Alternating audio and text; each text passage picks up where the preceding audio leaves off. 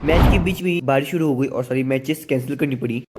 फिर यहाँ के देखा तो हम इस पानी की जार को 5वें फ्लोर पर ले जाना है। हमारे लेक्चर ही 3rd फ्लोर पर होते हैं, वहाँ तक आने में हमारी हालत खराब हो जाती है। फिर यहाँ से खाली जार उठाकर हम चले गए नीचे और यहाँ के देखा तो चल रही थी मैचेस। फिर हमने फ्रिज को शिफ्ट किया जहाँ पर मैचेस हो रही थी। यहाँ के देखा तो चल रही थी ग्राउंड की सफाई, वैसे काम तो बढ़िया कर रही है।